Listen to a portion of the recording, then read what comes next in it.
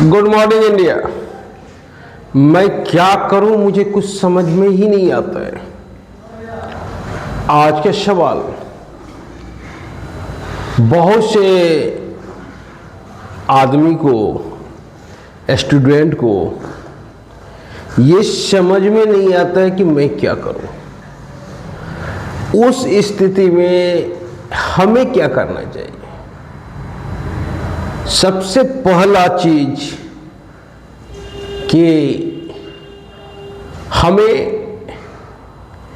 God ने बनाया है किसी विशिष्ट उद्देश्य के लिए, और हम गॉड की सर्वोत्तम कलाकृति है।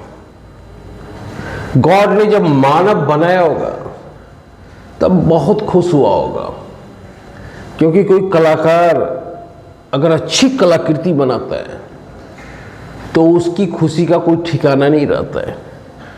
उसी तरह से जब भी गॉड ने मानव बनाया होगा तो उसकी खुशी का कोई ठिकाना नहीं रहा होगा। वो सोच रहा होगा कि मानव को हमने बनाया, ये हमारे समतुल्य चलेगा, क्योंकि परमात्मा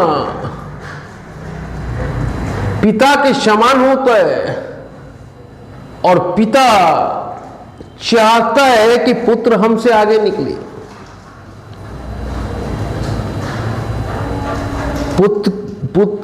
पुत्र की कीर्ति, पुत्र के यश हमसे आगे हो, एक पिता ही चाहता है। उसी तरह से परमात्मा भी चाहता है कि आप परमात्मा से आगे निकले।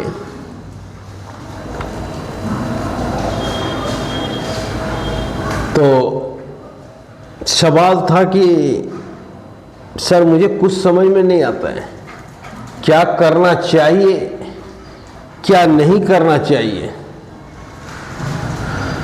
तो ये स्थिति कंफ्यूजन का होता है जब हमें पता नहीं होता है कि हमारे अंदर क्या विशेष चीज है, किस चीज के लिए हम बने हैं। तब ऐसी स्थिति उत्पन्न होता है, और वो जानने के लिए कोई ज्यादा मेहनत आपको नहीं करना होगा। आप देखें कि आपको कौन सा कार्य बार बार अपनी ओर खींच रहा है।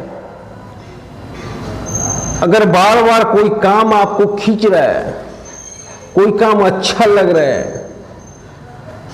तो परमात्मा ने आपको उसी काम के लिए बनाया है। अब रात दिन उसी काम में समर्पण कर दें। मरना यहाँ, जीना यहाँ, इसके सिवा जाना कहीं नहीं। और 3-4 साल समर्पण करके काम करें, तब आप देखोगे कि आपको लगेगा कि इससे अच्छा कोई कार्य नहीं है मेरे लिए। और जब आपको ऐसा लगे कि इससे अच्छा कोई कार्य नहीं है मेरे लिए, तो वही कार्य आपका अपना है। वही कार्य आपको परमात्मा तक ले जा सकता है। और जब परम सुख की प्राप्ति हो, जब लगने लगे कि इससे अच्छा कोई कार्य नहीं बना, यही परम सुख है। और जब परम सुख की प्राप्ति हो, तब तो परमात्मा से मुलाकात होने वाला है।